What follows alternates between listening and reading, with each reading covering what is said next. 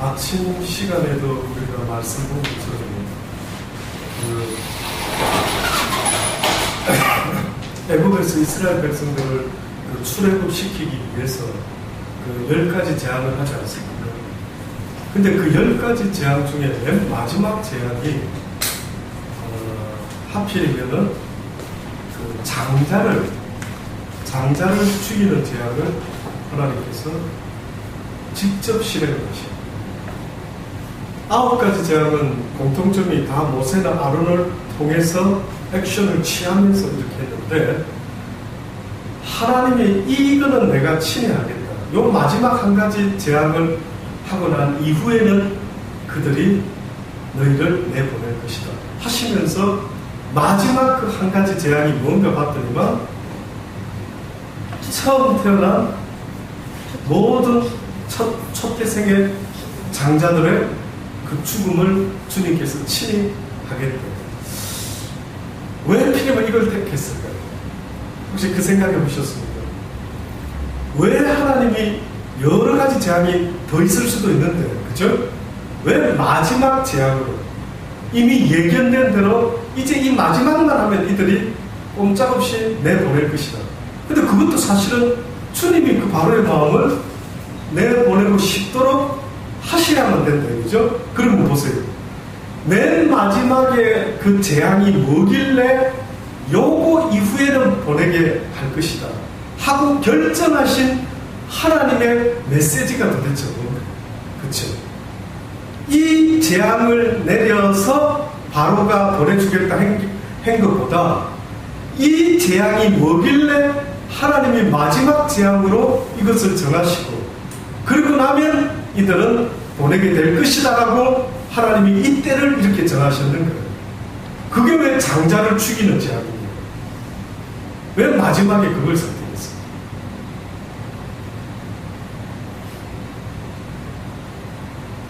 성경에 모세의 십계명이 있기 전에, 모세의 십계명이 있기도 전에 하나님의 어떤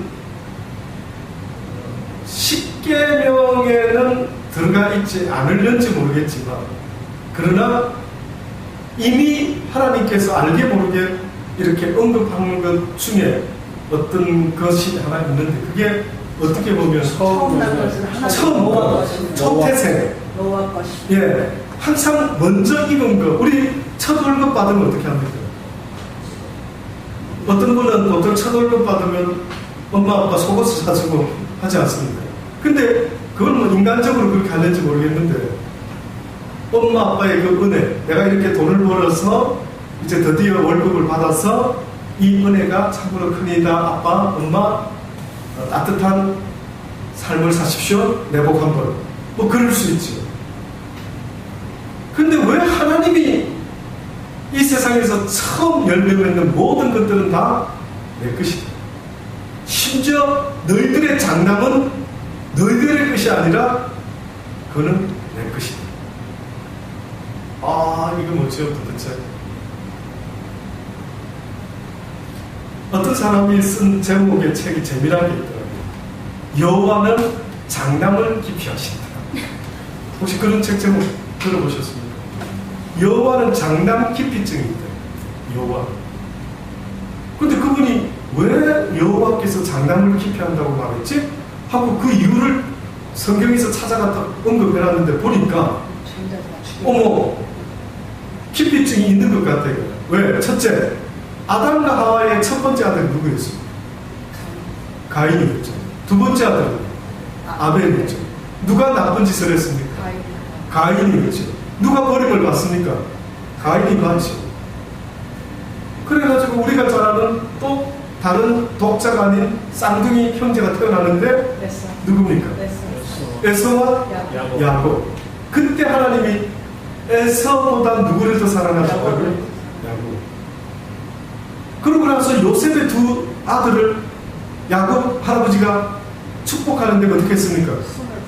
손을 엇갈려 놨죠. 그랬더니만 요셉이가 뭐라고 합니까? 아버지, 손 잘못 얹으셨어요. 장남은 이쪽입니다. 그때 뭐라 합니까? 나도 안다. 나도 안다. 가만히 있거라.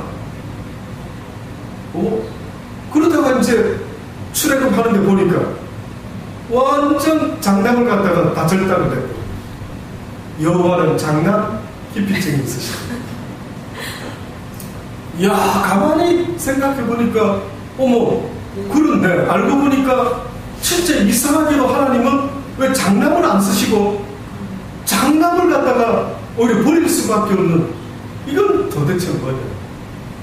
고민 좀 해줘보십시오. 저도 지금도 고민하고 있어요.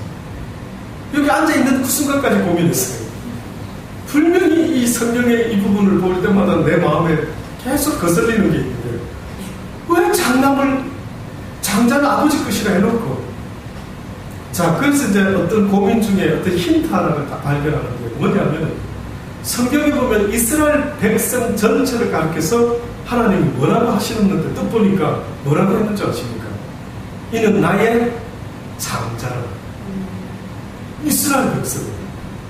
그러니까 하나님의 장자인 이스라엘 백성을 살리기 위해서 세상의 장자인 애굽의 장자들을 모든 짐승까지, 그에 속한 모든 짐승까지, 종까지 다 어떻게 해요? 죽여버렸다.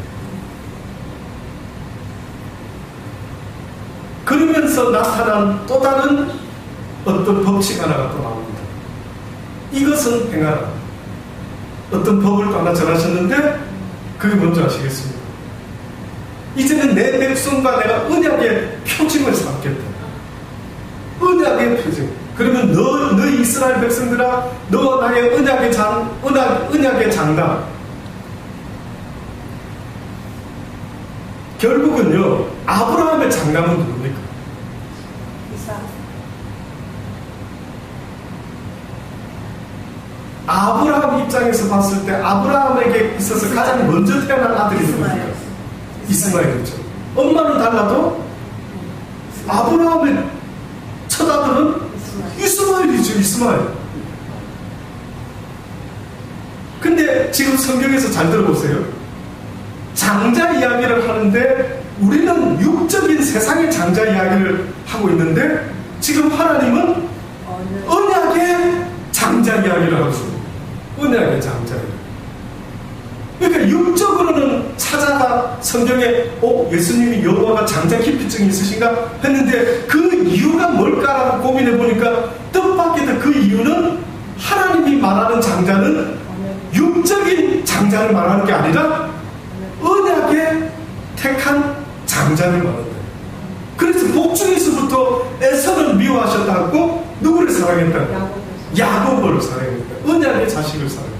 근데 보니까 이스라엘 백성을 갖다가 여호와의 장자다 이렇게. 그래서 나중에 시작에 오면요, 예수님을 갖다가 그 장자의 반열에 맏아들로 삼으십니다. 그래서 장자의 그 총회가 있다. 장자의 총회. 이게 무슨 뜻인지 아십니까? 하나님의 언약의 백성들의 총회가 있다. 자, 그래서 이제 약속을 정하여 언약을 이제 표현합니다. 자, 정하는데 그때 그 증거를 뭘로 삼았습니까? 너와 네 노예들과 모든 일은 다 무조건 이걸 해야 된다. 그 뭐냐면 할례. 할례의 그 히브리어, 구약 성경은 거의 히브리어로 써졌다고 그랬죠. 신약 성경은 무슨 말로 써졌다고요? 헬라어로 써졌습니다. 그래서 우리가 원어를 공부할 때에 구약 성경을 공부하면 뭘 알아야 되고요? 히브리어를 알아야 되고, 신약 성경 공부할 때는 헬라어를 알아야 돼요. 근데 이제 보니까 할례라는 게 구약에서 나오기 시작하는데, 그 할례의 히브리어 원뜻을 보니까 다른가? 어디서부터 나왔는가 보니까 물에서부터 나옵니다. 물. 근데 물 하면 또 떠오르는 게 있죠. 이스라엘 백성들이 하필이면은 이제 이런 장자의, 애굽의 장자를 멸하시고 하나님의 언약의 장자인 이스라엘 백성을 살려가지고 출애굽시켰는데, 그들 앞에 가장 첫 번째로 그 다음 이후에 나타난 장애가 있었죠. 신기한 게, 왜 하필이면 드디어 출애굽했는데 왜 홍해의 장애물이 나타났어요? 이것도 메시지가 있는 거예요. 왜 아버지가 하필이면 이제 싹 빼왔는데 홍해라는 걸 딱 나타나거든요. 그래서 그들이 홍해를 건넜는데 물 위로 건넜습니까? 홍해를 가르고 육지같이 땅으로 건넜습니다. 가르고 땅으로 건넜는데 뒤따라오던 언약의 장자가 아닌 애굽의 사람들은 같이 들어오다가 어떻게 됐어요?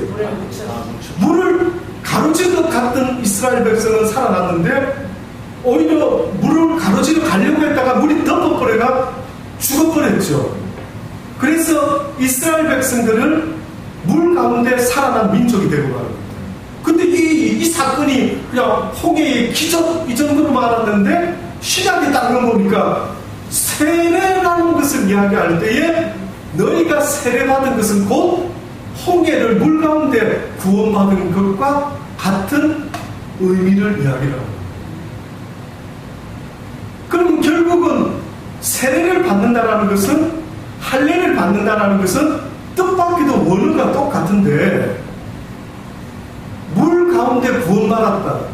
세례요한이 와가지고 나는 너희들에게 뭘로 세례를 주지만 물로 세례를 주지만 내 뒤에 오시는 이는 또 다른 세례가 준비되어 있는데 그 세례는 무슨 세례다? 성령 불세례가 기다리고 있다. 이제 이런 성령의 묘한 이야기가 쫙 적혀 있습니다. 그래서 물 가운데 구원을 받은 그 백성의 그 상징을 어느 순간에 하나님이 어떤 언약의 상징으로 삼는데 세례 이야기가 있기 전에 물세례, 홍해를 건넌 물세례를 받은 그 이스라엘 장자들에게 어떤 언약을 구체적으로 설명하는데 그게 뭐였냐면 할례 단어. 근데 이 할례의 단어가 원어를 보니까 물이다, 물. 그래서 아이들이 무슨 애가 태어나면은 8일 만에 할례를 시행을 합니다.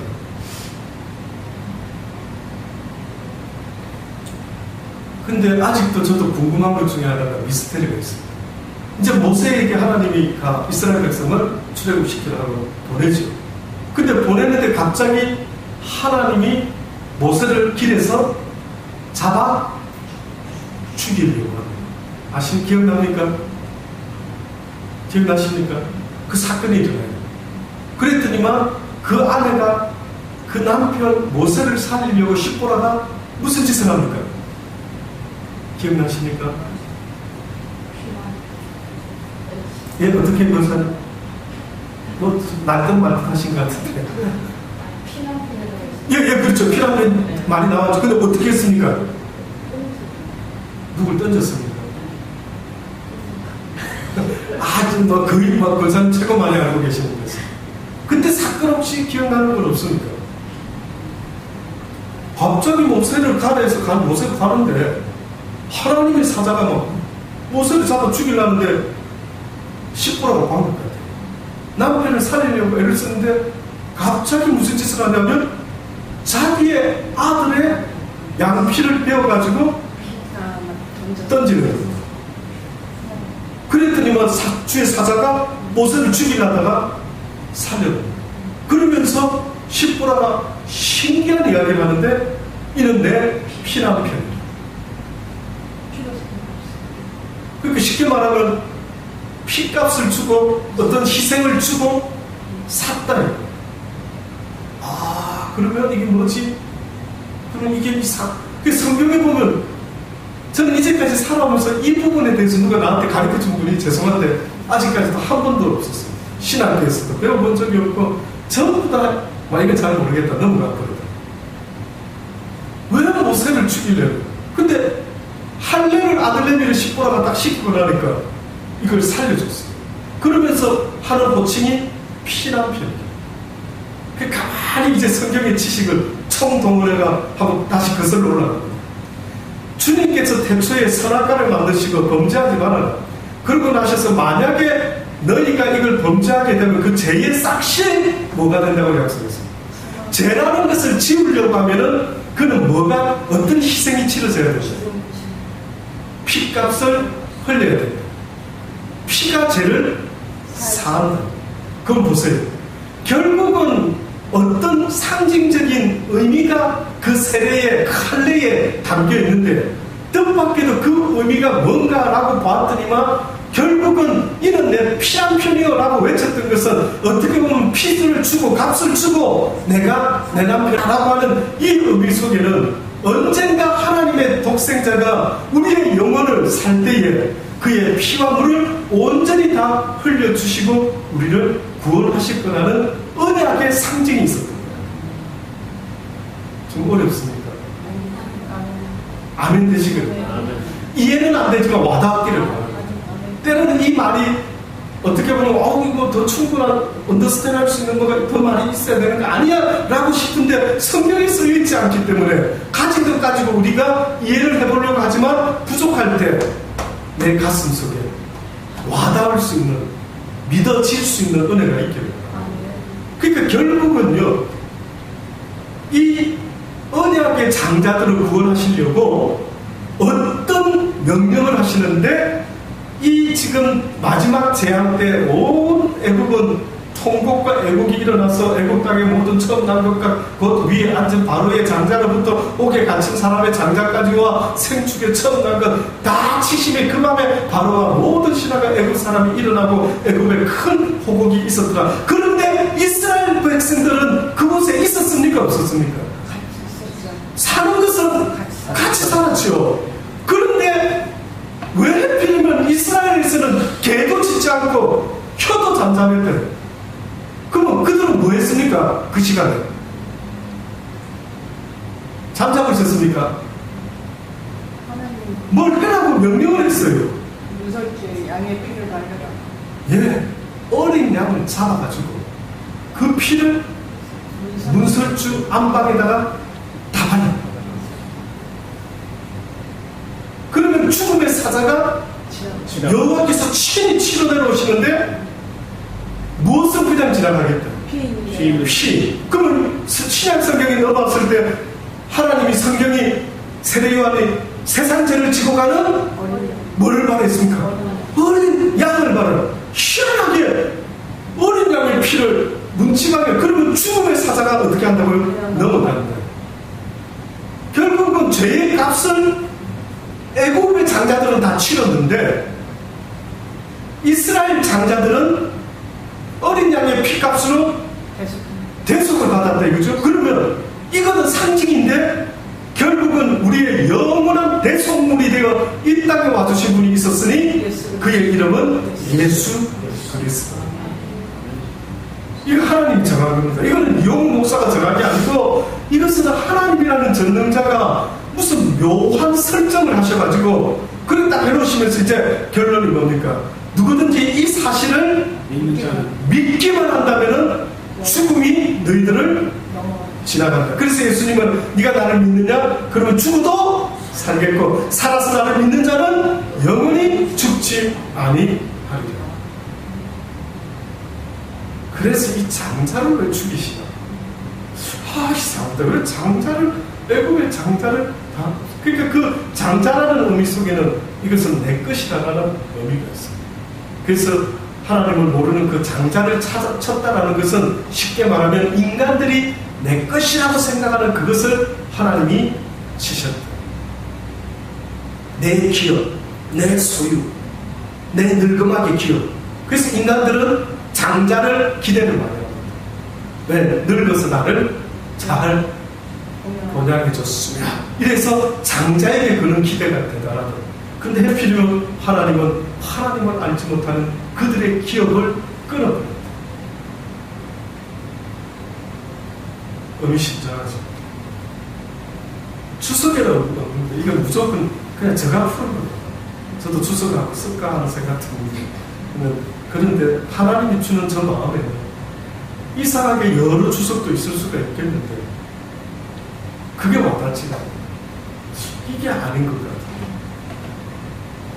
아마 이런 뜻이 있는 것 같습니다. 여러분의 가슴에 이 사실을 새겨놓을 수 있게 되기를 바랍니다. 자, 이제 이렇게 해서 드디어 출애굽을 했죠. 이제 광야라는 생각을 기다리고 있었습니다. 근데 성경에 보면은 모세에게 바로에게 모세가 가서 말하는 말 중에 이 백성이 이제는 여호와를 섬기게 하라. 근데 보면은 표현이 어느 때는요 광야에서 나 여호와를 섬기게 해라 라고 하는 말이 있고 또 그냥 여호와를 이제 이 애국에서 탈출해서 나를 섬기게 하라. 또 가나안 땅에서 어떻게 보면 이제 제대로 하나님을 섬기는 백성이 되게 할 것이라. 이런 표현들이 나옵니다. 결국은 어쨌든 광야가 되든 가나안 땅이 되든 간에 출애굽한 이후에 이스라엘 백성에게 기대하는 하나님의 기대가 있는데, 그것은 뭐냐면 이 백성이 이제는 나를 섬기기를 원한다. 나를 예배하기를 원한다. 이제는 평생 이집트에서 우상을 숭배하고 먹고 살기 위해서 자기 한 몸이 우상이 되어서 살았던 이스라엘 백성에게 이제는 너를 섬기지 말고 너의 여호와를 섬기기 원한다고 이제 광야를 이끌어냈죠. 자, 광야에서 여호와를 섬긴다라는 의미가 뭘까? 그거는 계속 움직였습니다. 제가 힌트를 좀 드려볼까요? 거기서는 정착 생활을 한 게 아닙니다. 거기서 여호와를 섬긴다라는 게 뭘까? 계속 장막을 쳤다가 거두고 쳤다가 거두고 불기둥 보고 쫓아갔다가 머물면 그곳에 장막 치고 구름 기둥이 쫓아가면 멈추는 곳에 장막을 치면 불기둥이 추울까봐 그 밤을 따뜻하게 데펴주고 뭐 이렇게 했다고. 여호와를 섬긴다는 게, 예배한다는 게 광야에서는 뭐였을까? 그럼 가나안에 들어가서는 나중에는 구체적으로 하나님의 성전을 짓지요. 다윗이 준비하고 솔로몬이 성전을 짓고 해나가죠. 그런데 그 광야는 이게 뭐냐 이거죠.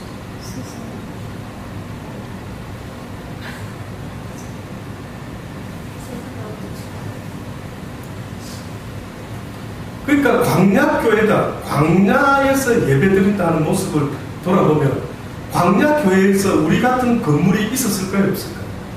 없었겠죠. 그러면 실질적으로 그들이 광야에서 여호와를 섬기는 걸 하나님이 보기 원한다라고 할 때에는 잘 생각해보면 우리가 지금 드리는 이런 모습 정해놓은, 움직이지 않고 그냥 딱 이곳에 정해놓고 이 주변에 모여 살면서 하나님을 섬겼던 상황이 아니라 하나님이 약속한 갈 바를 알지 못하는 가나안 땅이라는 어느 곳으로 향해서 가고 있었대요. 저는 이 장면을 볼 때 누가 떠오르냐면 아브라함이 떠오를 수밖에 없는 거예요. 아브라함이 갈 바를 알지 못하고 어떻게 해요? 갔다. 근데 아브라함도 떠났다가 그게 정착하지 못하고 기근 때문에 결국 어디로 내려왔습니까? 애굽으로 내려왔죠. 이러다가 몇 년이 흘렀어요? 430년. 어느 날 하나님이 다시 광야로 나와라 해가지고 출애굽시키더니만 어디로 보내겠다고? 나의 약속의 땅, 언약의 땅. 쉽게 말하면 이스라엘 백성에게는 너는 나의 언약의 잔자라 이렇게 하신 주님이 그들에게 언약의 땅으로 또 보내겠대요. 약속한 땅. 근데 그 땅이 이 땅의 땅도 될 수 있는, 가나안도 될 수 있지만 실질적으로는 영적인 의미는 이 땅이 아니라 약속의 땅이 있는데 그 약속은 뭔가 봤더니만 예수님이 구체적으로 말했어요. 뭐라고 말했느냐면 제자들에게 내가 이 세상을 떠나고 나면 너희를 고아와 같이 내버려 두지 아니하고 언젠가 데리러 오는데 무엇을 만들어 놓고 너희들을 데리고 오겠다. 너희들이 거할 영원한 약속의 처소를 예비하고 나서 내가 너희들을 데리러 오겠다. 근데 그걸 누가 아브라함 믿음으로 봤다고요? 멀리서 아브라함이 보니까 새 하늘과 새 땅과 새 예루살렘의 성전이 우리를 기다리고 있더라.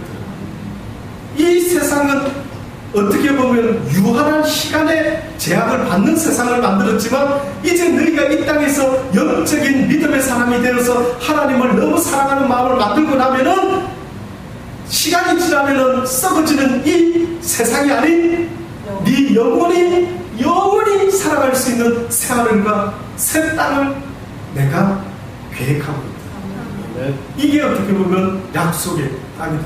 자, 그러나 어쨌든 이스라엘 백성에게 가나안 땅이 다시 또 아브라함에게 말한 것처럼 또 그들이 가야 될 가나안 땅, 정복해야 될 가나안 땅이 또 430년 후에 또다시 삶의 목표가 됩니다.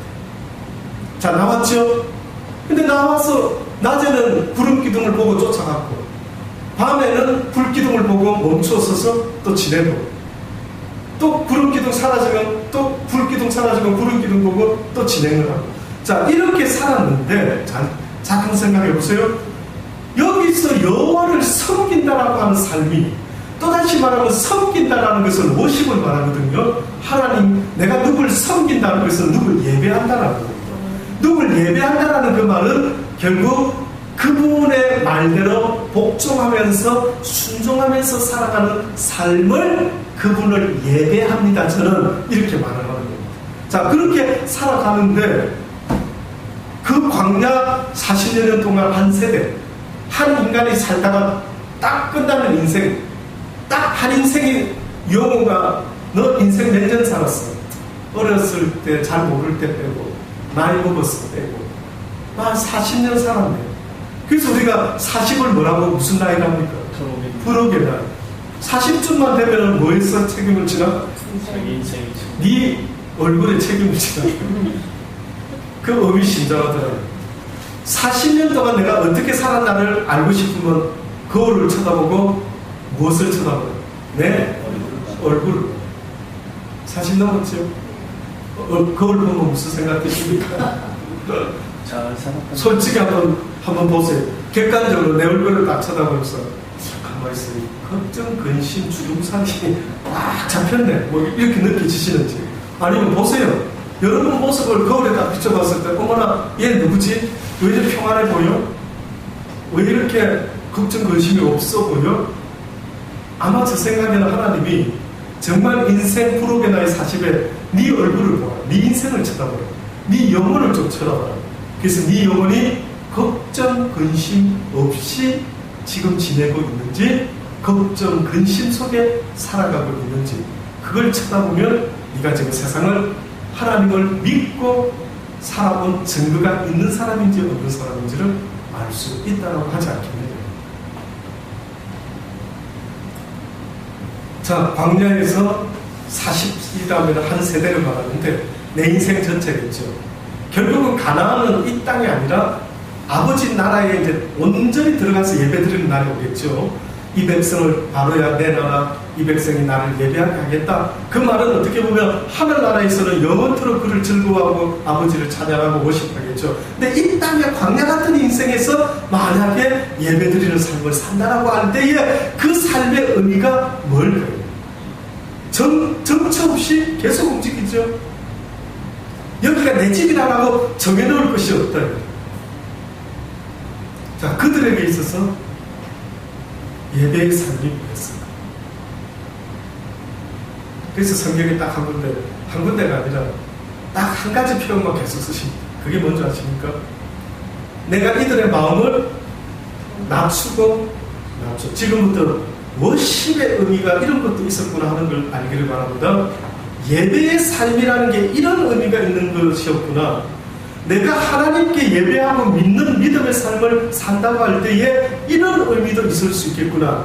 이게 하나님이 보고자 하는 나의 믿음의 삶이구나. 또다시 말하면 내가 교회를 얼마나 열심히 다니고 주의를 얼마나 잘 지키는가도 중요하겠지만 하나님이 보는 내 믿음의 모습은 교회 열심히 다니는 것뿐만 아니라 어떻게 보면 광야 같은 제대로 된 교회도 없는 정처 없는 그 상황 속에서 내가 하나님께 예배드리는 인생을 산다라는 그 의미가 뭘까 하고 봤을 때 성경에 보니 하나님이 이스라엘 백성들의 마음을 낮추어서 그들이 나 여호와께 어떠한 믿음을 가진 자인지를 보기를 원하셨는데 그 낮춘 작업이 뭔가 봤더니만 하나님이 때로는 그들에게 목이 마르게 하시고 고기 생각도 나게 하시고 세상에 필요로 하는 아쉬운 것들이 막 생긴다. 나는 먹고 싶은데 먹을 게 별로 없고 나는 하고 싶은데 그게 내 뜻대로 잘 안 돼요. 그러니까 인생이 내 뜻대로 잘 안 될 때가 더 많죠. 막 이렇게 되는 것을 성경은 뭐라 표현했냐면 내가 그들의 마음을 낮추어서 저 밑에까지 내려올 때 그들이 그때 비로소 나한테 어떻게 반응하는지를 보기를 원하십니다. 근데 이스라엘 백성들은 어떻게 반응했습니까? 그들이 먹을 것 풍성할 때는 어떻게 했을까요? 하나님을 안 찾아. 네, 안 찾을 뿐만 아니라 뭐 어떻게 보면 하나님 땡큐가 뭐 이럴 수도 있겠죠. 아쉬운 게 없으니까. 근데 점점 부족하니까 그들이 하나님을 원망하고 모세를 여기서 심지어는 뭐라고까지 표현했습니까? 너무 자극적인 표현. 되돌아가고 싶다. 되돌아가고 싶다. 와, 엄청 자극적인. 결혼한 부부가 싸움을 합니다. 싸움하다가 만약에 한쪽에서 그때 내가 당신의 그 한마디에 저 택시를 한번 며칠 전에 들었는데 뭐였죠? 라디오 방송이 나오는데 택시였습니다. 예, 라디오 방송이 나오는데 그 어떤 두 사람은 조영남 씨인지 조영남 같아요. 무슨 방송이 낮에 나오는 뭐 라디오 방송이더라고요. 하필이면 제가 그 짧은 시간에 내 귀에 들린 게 뭐였는지 아십니까? 부부들의 그 사연을 받았는데 어떤 사연을 받았냐면 그때 그 말에 내가 결혼하고 말았습니다. 그때 그 말만 아니었습니다. 이 주제를 가지고 무슨 말에 결혼하게 되었습니까? 그 사연을 받았더니 그 사연을 받는데 보니까 여러 사연이 나오는데 어떤 사람은 보니까 옷인가를 사줬답니다. 옷 한 벌을 누가 신발을 사줬다. 신발? 근데 그 사연의 결론은 어떤 남자가 자기한테 신발을 사줬는데 마음을 뺏겼다. 그래서 결혼했다. 이러더라고요. 그때 내가 저 인간이 신발만 안 사줬어도 내 인생 이렇게 되지 않는데 이렇게 말을 하더라고요. 그러니까 그게 사연 보낸 사람이 보니까요. 짧은 시간에 들어보니까 전부 다가 긍정적인 사연을 보낸 게 아니고 그때 그 일만 없었다면 내 인생이 달라졌습니다. 이 사연을 보낸 겁니다. 들어보니까. 결국은 그 하나가 그 사람의 인생을 좌우했던 것처럼 하나님께서 어떻게 보면은 우리의 인생 가운데 어느 한 순간에 그가 하나님에 대해서 어떻게 반응하는지를 보고 원하시는데 하필이면 좋은 걸 주시는 게 아니라 신발을 사주고 옷을 사주는 게 아니라 하필이면은 고난을 주십니다. 이 고난일 때에 하나님께 어떻게 반응하는지를 보기 원하시는데 이스라엘 백성은 어떻게 반응했다고요? 불평과 불만. 그래서 부부가 싸우면서 하지 말아야 될 거 있는데 아까 말한 대로 그때 그것만 없었으면 내 인생이 이렇게 되지 않았대. 근데 그 심한 말이 이스라엘 백성들이 불평불만할 때 꼭 뭐라고 말했냐면 10가지 재앙까지 해서 출애굽시켜줬더니만 한다는 말이 오히려 그때가 이건 좀 심한 말이에요. 그러니까 자 이제 결론을 냅니다. 자 이런 이들이 또 하나님이 테스트하시고 또 테스트하시다가 그래도 어디까지 인도하십니까? 그들을 가나안 땅까지 드디어 오긴 했죠. 우여곡절 끝에 이제 한 발만 내딛으면 가나안 땅에. 그 이제 내딛기 전에 무슨 일이 벌어집니까? 그들이 누굴 보내자 그럽니까? 가나안 땅에 12 정탐꾼을 보내자 했죠. 그 중에 두 사나이가 있었으니 그 사나이 이름은 갈렙과 여수아라는 사람도 있었더라고요. 들어갔죠. 와서 봤는데 이 두 사람을 제외한 10명의 정탐꾼의 보고가 같았습니까? 달랐습니다. 한마디로 뭐라고 보고합니까? 예, 그 사건이 바로 민수기 14장 1절로 온 회중이 이제 그 보고를 듣습니다. 보고를 듣더니만은 이쪽은 뭐라고 말하냐면 그들은 거인이고 우리는 완전히 아니다. 완전히 이건 잽도 안 되겠다. 가다가 안에서 다 죽겠다. 뭐 이런 부정적인 믿음 없는 보고를 하죠. 그때 그걸 들은 이스라엘 백성들이 어떻게 합니까? 온 회중이 소리 높여 부르짖으며 밤새도록 백성이 복하여. 어느 정도 심각한지 들었으니까 낙심한 사람, 절망한 사람의 아주 대표적인 모습. 얼마나 절망했으면 소리 높여 부르짖으며 밤새도록 백성이 곡하였대요. 그러면 이거는 부르짖었다라고 하면은 하늘에 대고 부르짖었습니까? 누구에 대해서 이랬을 것 같습니까? 이 원망이 누구를 향한 겁니까? 그냥 혼자서 그냥 저들끼리 그냥 낙서 대상이 있었죠. 그러니까 우리는 잘은 몰라도 여기 말만 들으면 온 회중이 소리를 높여 부르짖으며 밤새도록 목적어가 없는 거고 그 대상이 없습니다. 그러면 그냥 자기들 아이고 짬은 좋을구만 이 정도로 끝인 게 아니라 우리는 알지요. 이들이 누구를 대상으로? 모세와 하나님에 대하여 어떻게 했다고요? 원망했다. 교회 나오다가 교회를 떠난 하나님을 떠난 사람도 주로 어떤 일이 벌어집니까? 어려움을 당할 때 그들이 내가 그렇게 기도했건만 내 남편을, 내 아내를, 내 사업을 다 거둬가죠. 이렇게 절망하면서 그들은 떠나갔죠. 그러니까 하나님을 원망하고 다 떠나가고, 여기 보니까 막 보고를 했다. 이스라엘 자손이 다 누구를 원망했다고요? 모세와 아론을 원망하며 온 회중이 그들에게 이르되 우리가 애굽 땅에서 죽었거나 이 광야에서 어떻게 했으면 좋겠다고요?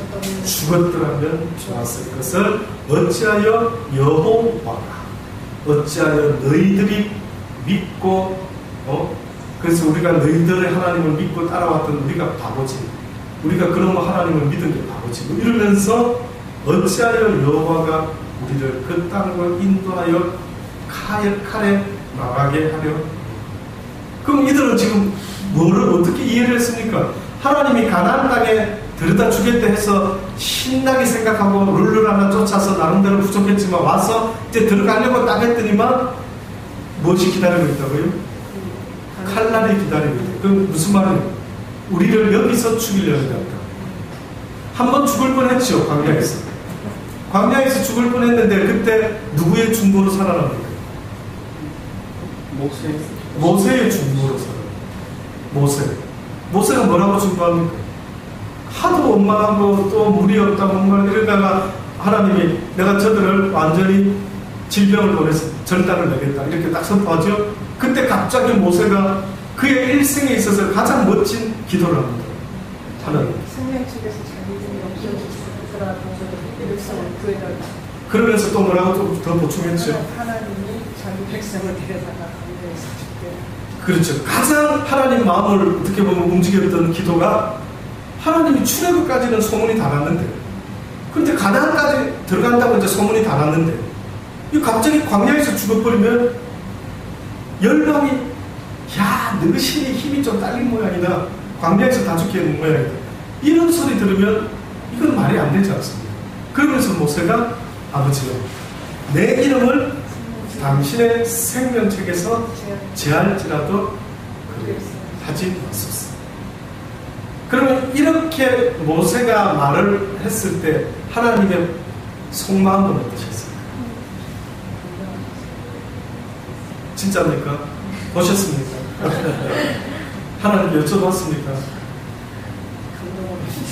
하나님이 어떻게 보면 기뻐하시네. 역시 막 화는 냈지만, 이렇게 쉽게 말해서 우리가 만약에 제가요 민재가 이제 잘못해서 혼을 내고 있어요. 근데 승재가 딱 나타나가 아빠 잘하고 있습니다. 그 매를 제가 딴 거 새 걸로 바꿔볼까요? 그 소리가 너무 가릅니다. 붉은 몽둥이 들고 와가지고 아빠 저 녀석 정신 차리가 안 되고 그 몽둥이가 좋습니다. 이렇게 만약에 했다면 저 기분이 어떨까요? 상하죠. 저놈이 지금 아빠 마음을 더 끌라? 뭐 이렇게. 근데 만약에 승재가 확 나타나면 아빠 제가 형으로서 민재를 좀 더 이렇게 했었어야 되는데 제가 부족한 것 같아요. 민재를 때리지 마세요. 저를 때려주세요. 뭐 이런 일이 벌어졌다. 이럼 제가 어떻게 할 것 같으냐고. 마음이 누그러지는 거죠. 예. 그러니까 아버지도 어떻게 보면은 왜 원수가 뭐 사랑스러워서가 아니라 네가 원수를 위해 기도하면은 내가 네 기도 때문에 그 원수에게 엄청난 은혜를 베풀어서 그를 구원시키겠다. 그건 무슨 말이냐면 네가 지금 내 마음을 알았구나 이거예요.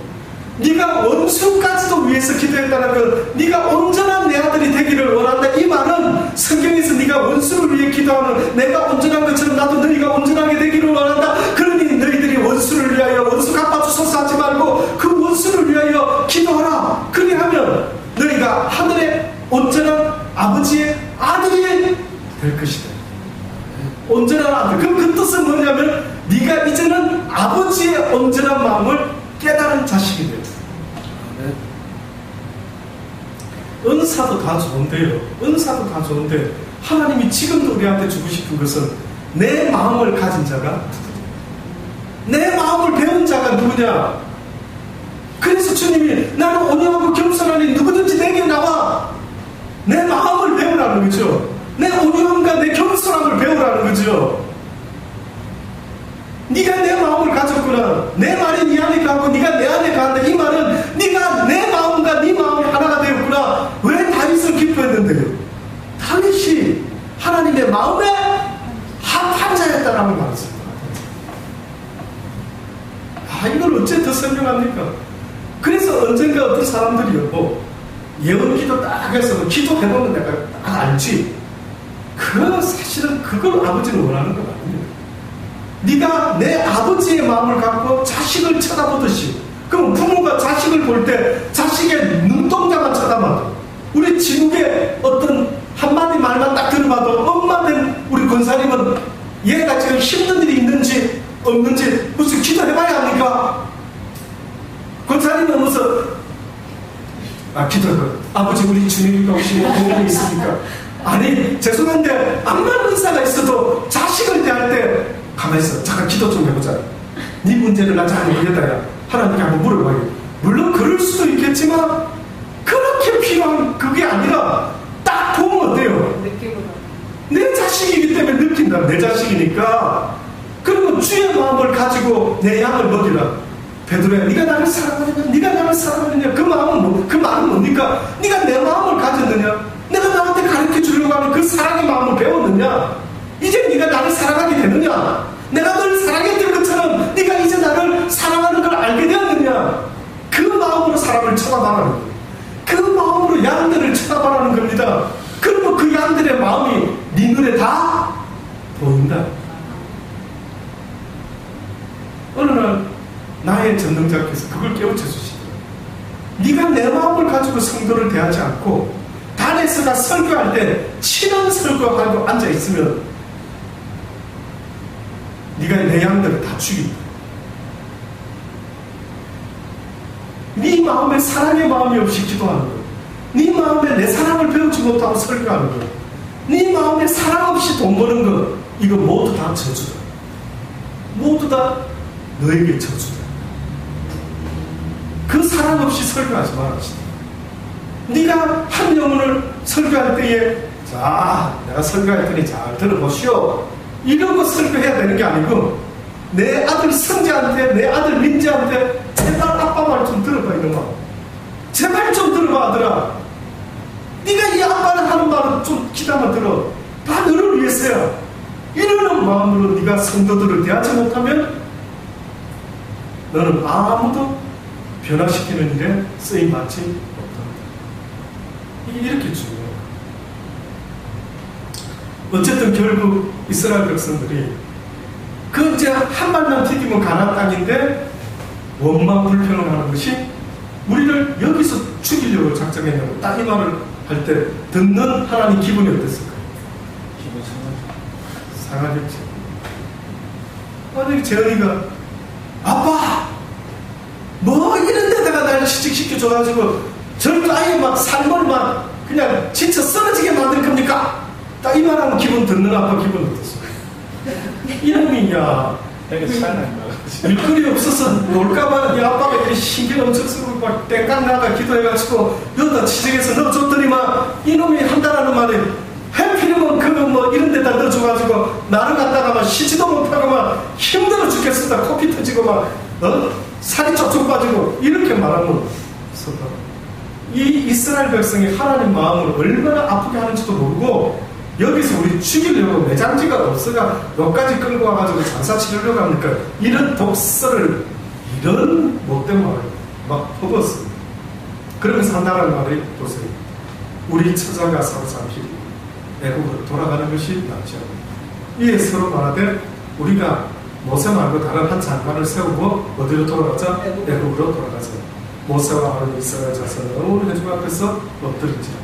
그 땅을 탐지한 자 중에 잘 들어보십시오. 눈의 아들 여호수아와 여분네의 아들 갈렙이 있었으니 그들이 하나님 앞에 그 엄청난 잘못된 행동을 하는 걸 보고 너무 놀래가지고 믿음 있는 여호수아와 갈렙이 어떻게 행동합니까?